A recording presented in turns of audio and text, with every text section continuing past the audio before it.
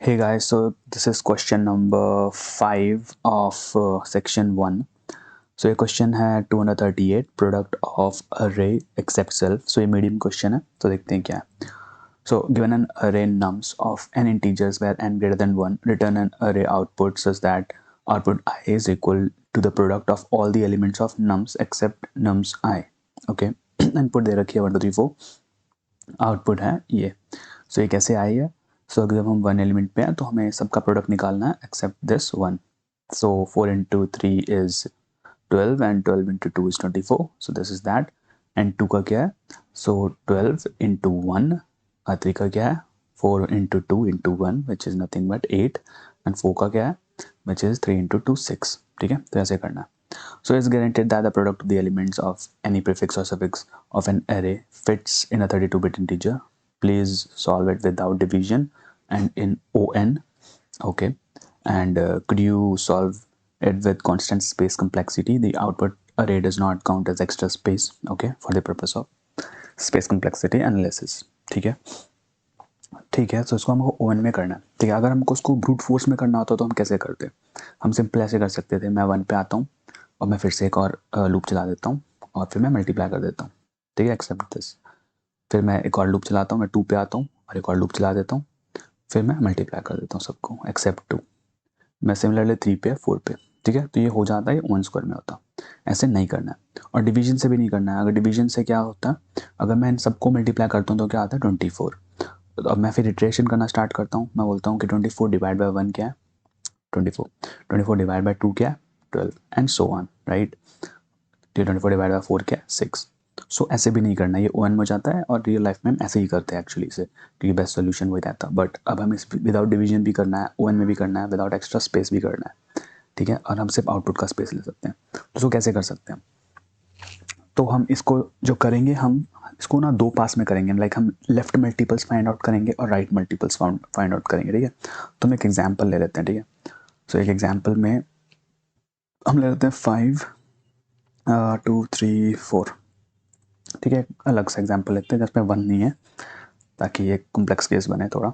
ठीक है, तो हम क्या करेंगे, हम एक बार लूप चलाएंगे यहाँ से वहाँ, मतलब लेफ्ट टू राइट, और एक बार लूप चलाएंगे राइट टू लेफ्ट, और हम लेफ्ट मल्टीपल्स और राइट मल्टीपल्स फाइंड करेंगे. ठीक है, तो अगर मैं 5 पे आता हूँ तो मेरे को बताओ लेफ्ट मल्टीपल क्या है इसका.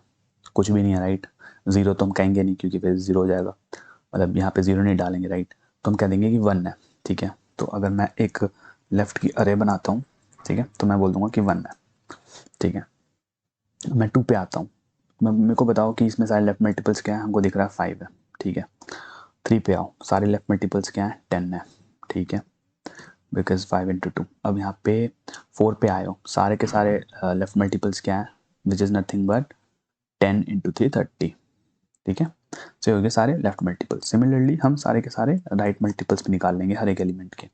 ठीक है, सो अगर मैं यहाँ पे आता हूँ तो सपोज करते हैं, अब मेरे को लूप जो चलाना है वो उल्टा चलाना है. तो लेट्स अज्यूम ये ऐसे है. ठीक है, तो मुझे पता है जो लास्ट एलिमेंट है 4.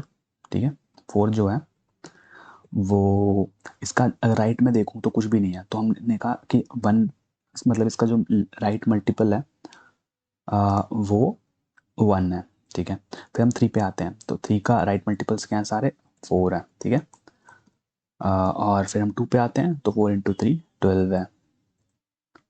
और फिर जब हम 5 पे आते हैं एंड, तो क्या है एक्सेप्ट 5, बाकी क्या है 24. ठीक है,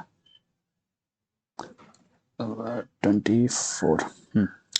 सो ये हो गया, ये हो गया. और फाइनली जब हमें रिजल्ट फाइंड करना है तो कुछ नहीं है, रिजल्ट के हम ऐसे डाल देंगे. ठीक है, तो अगर मैं एक लूप चला देता हूँ 4 तक, 0 1 2 3 तक, और फिर मैं दोनों के इंडेक्स ये मल्टीप्लाई करते जाता हूँ, left I into right I, तो हमारा आ जाएगा आंसर.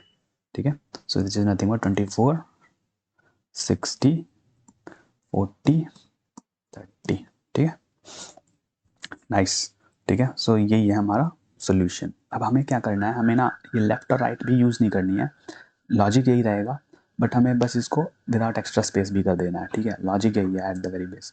ठीक है, तो हम क्या कर सकते हैं इसके लिए, हम ना एक साइज़ ले लेते हैं पहले तो, जिसकी nothing but length of nums के लिए, लूप चलाने के लिए सिर्फ एक ट्रैकर ले लेते हैं, जिसके अंदर हम हमेशा एक रिजल्ट स्टोर करेंगे करंट इटरेशन का. ठीक है, सो मेरे को पता है जब मैं लेफ्ट निकाल रहा हूँ तो मेरा फर्स्ट आंसर 1 ही है, राइट। तो वही आंसर है ये हमेशा। जब मैं उल्टा चलूँगा तो मेरा हमेशा फर्स्ट आंसर 1 ही है, राइट। तो ये है वो ट्रैकर, ये एक आंसर है करंट लूप का। तो पहले हम लेफ्ट टू राइट चलते हैं और देखते हैं क्या होता है। तो for I D x in range size, ठीक है, ठीक है। तो पहले हम क्या करेंगे, मुझे पता है कि मेरा जो एक रिजल्ट भी है, यहाँ पे मैं रिजल्ट ले लेता हूँ, ठीक है। ये इसके अंदर हमारा फाइनल रिजल्ट रहेगा, ठीक है। सो थोड़ा छोटा करते हैं या तो अब इसके अंदर मैं क्या दूंगा कि रिजल्ट डॉट अपेंड कर दो मेरा ट्रैकर, ठीक है, TRACKER, ठीक है। जैसे हमने डिस्कस किया कि ट्रैकर के अंदर करंट इटरेशन का रिजल्ट होता है, ठीक है।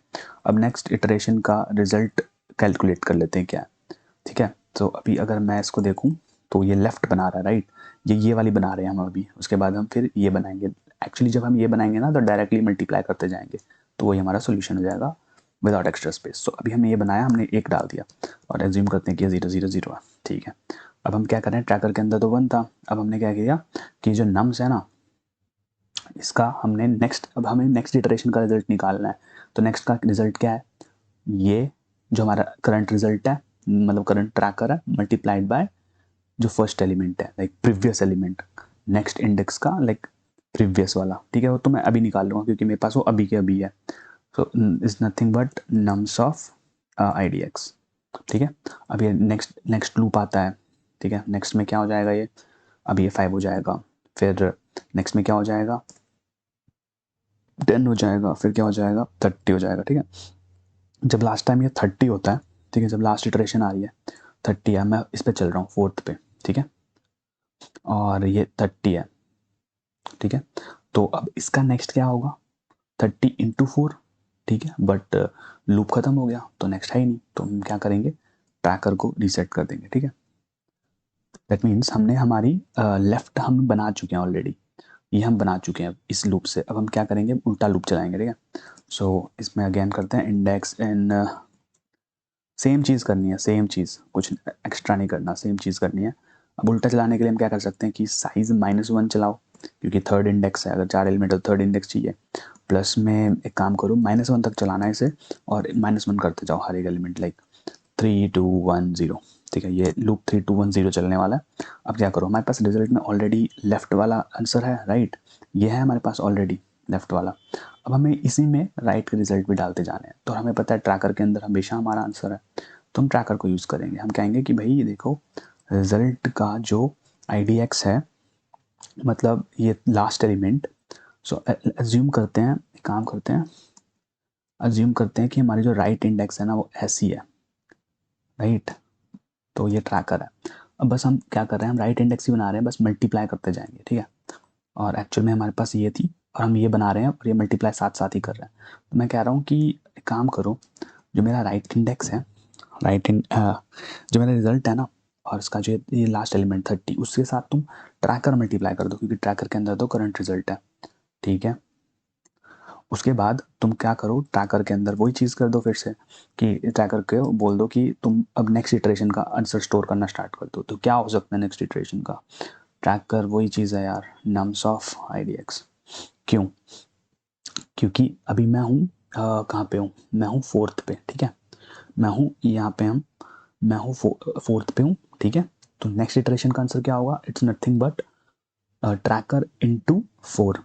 यहाँ पे जब मैं आया तो इसका आंसर क्या है, नथिंग बट 4। यहाँ पे देखा हमने 4 है। जब मैं यहाँ पे आता हूँ तो इसका आंसर क्या है, 4 × 3 है, राइट। 4 × 3। सो जब मेरे को पता था यहाँ पे, जब मेरा आंसर 4 आ चुका है तो मैं इस 4 को यूज़ कर लूँगा, इस 3 को यूज़ कर लूँगा, which is nothing but 12, nothing but 24। And जब 5 पे आएगा तो nothing but some number, but we have to ignore it because loop ही खत्म हो गया भाई। तो ये इसको मल्टीप्लाई करता और ये साथ ही साथ मल्टीप्लाई करता जाएगा, मतलब ये वाला स्टेप जो मल्टीप्लाई वाला लूप था वो इसी में हो रहा है, ठीक है। वो हम अलग से नहीं लिख ले, एक और लूप लिख सकते थे अगर मैं इस वाली अप्रोच के साथ चलता, तो एक और लूप आता, बट मैंने एक ही में कर दिया वो, ताकि हम एक्स्ट्रा स्पेस ना यूज़ करें, ठीक है।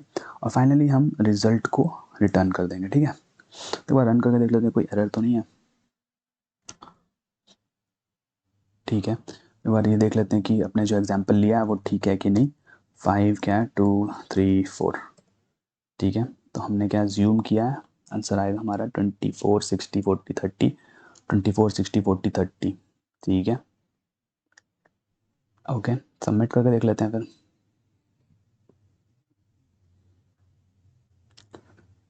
सो ठीक है, ये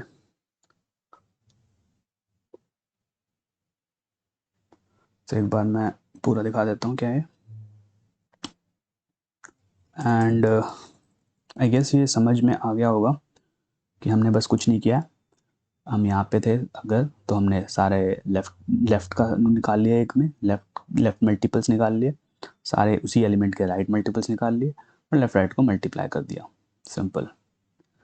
सो